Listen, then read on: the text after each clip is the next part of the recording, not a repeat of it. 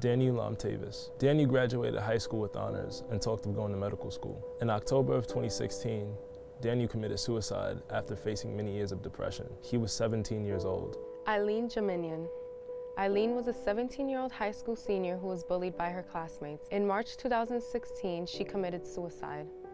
She was a semi-finalist for the New York Times College Scholarship. Tyler Clementi. Tyler was a college student who was cyberbullied by his roommate due to his sexuality. In September 2010, he committed suicide. He was only 18 years old. Isabel Medina. Those who knew Isabel described her as a kind, smart, and outgoing girl who brought the best in others. In September 2014, she committed suicide. The reason was unknown. She was only 13 years old. Mallory Grossman. Mallory was a gymnast and cheerleader. After several months of bullying and cyberbullying, she committed suicide this year. Mallory was only 12 years old.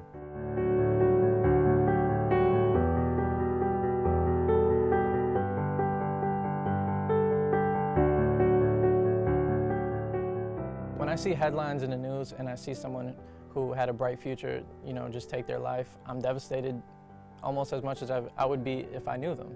And it hurts me to see that that person couldn't get the help that they needed.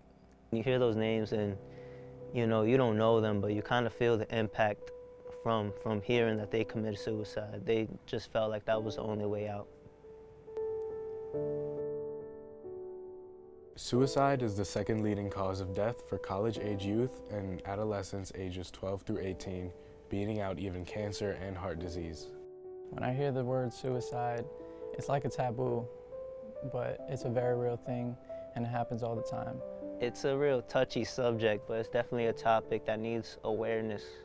I just feel like certain suicides and certain deaths are taken as more important. So it's like with a lot of those names, I feel like if you search them up, there's some that you would see more Google searches, more websites or links for, compared to others. So it's just you think about it, even if it wasn't a suicide, it was just a regular death, what would be the reception for my death? What would be the reception for my suicide?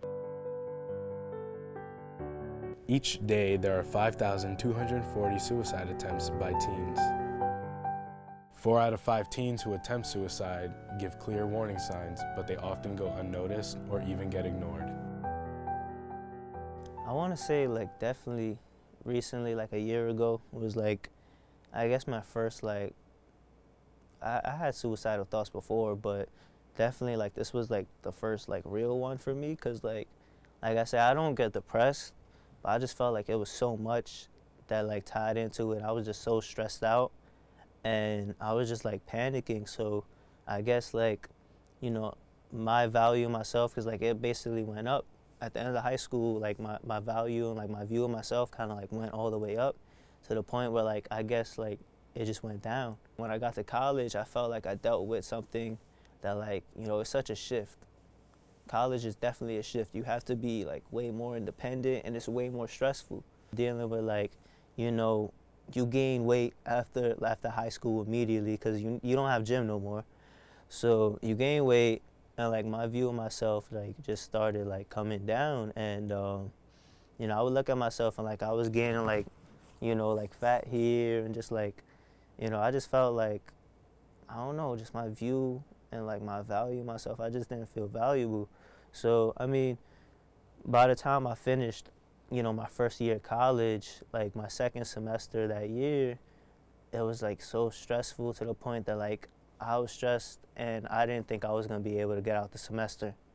I just felt so much anxiety. I can't even explain it. I haven't felt something like that in ever since then. I felt my blood was boiling, all that stuff, until finally I was done with the semester. So all summer I was so traumatized by that. I was just so scared to come back to college. So by the time I was getting closer to coming back, I started to freak out.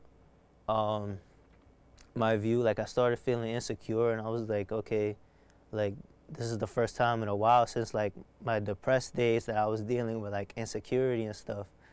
I was so high that I wasn't feeling insecurity. I felt so good about myself. So this was like the first time I dealt with it. It just felt so like intense because like I didn't know how to deal with it no more. You know, back then, like, you know, dealing with it every day, you're like, okay, it's another day. Like I'm down on myself. I'm nothing, whatever. But it's just like when you're feeling so good, you're like, wow, like I'm the man. Like I'm awesome. I'm the best. So, you know, going from that to like wow, like what if I'm not the best? Like I got into like this deepness of like you know, I had all these ideas of like my future, what I want to do, and then like I said, it was just like a panic attack. Like I was like, what am I gonna do now? Like I had all these aspirations and all these dreams, and I was like, where'd they go? Like I can't even see what I'm gonna be doing like within the next couple of years. I don't know, like I'm not making any steps towards like any of these dreams that I have. So it's like I kind of felt worthless. Like people in my family, like I guess like my close ones, I was like consistently arguing with them last summer, and just like I kind of felt like they were kind of putting me down within like the arguments. Like my mother would kind of like make bad comments and like, you know, you just like your father, you're gonna end up like your father, this and that. Like to me, that's like the worst thing you could tell me.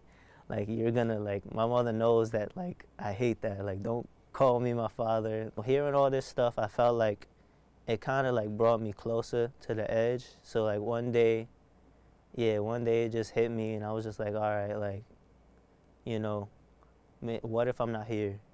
Like, you know, I kept having those thoughts for like maybe a week or so. I can't say that I had a plan, but I definitely like, I kept thinking about it. I was like, all right, like, how should I do it? Like, what if I just jump in front of this truck? Like, you know, it's just, I feel like it's like that though. Like a lot of people who deal with suicidal thoughts are like, what if I just jump in front of the train? The way I was thinking of doing it was just walking into traffic. Like I had tears in my eyes. I was ready to cross the street, and I was just like ready. I felt like what else do I have to live for? Because she was such a big part of my life, and it really dominated my life. That day I had made an attempt to go see her, to try to, you know, get her back, try to fix things. And it didn't work out. And I was just stuck. I didn't know what to do. I was gritting my teeth, and like I felt like I was gonna do it, but ultimately, you know, I crossed the street, I waited for the cars to go by, and I let out an exhale, and I cried a little harder, and I kept going. I can't really say, you know, what was going through my mind too much.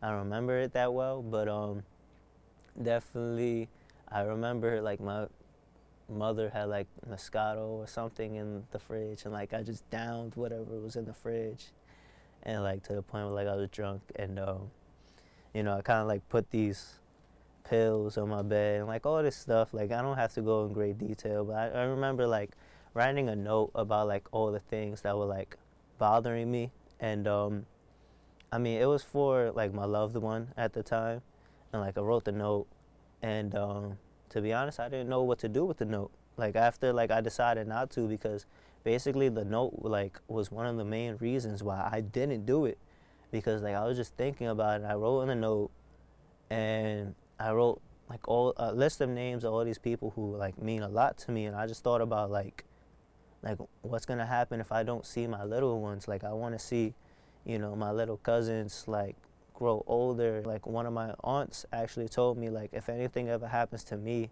you have to like take responsibility for my daughter.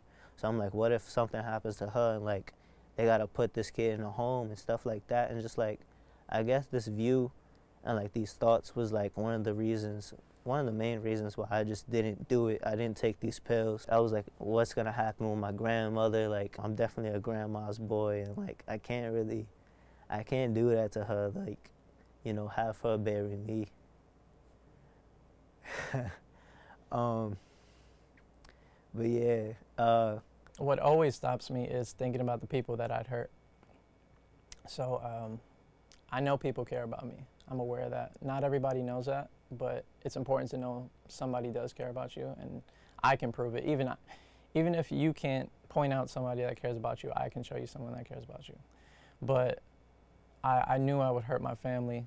I knew the impact I'd have on other people even my ex-girlfriend, I didn't want her to go through that. And I would never, I feel like that would have been, I'd rather deal with the pain than have someone else deal with the pain.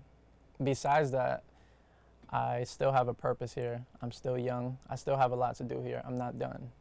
So I didn't want to cut myself short. And suicide only eliminates the chances of anything getting better.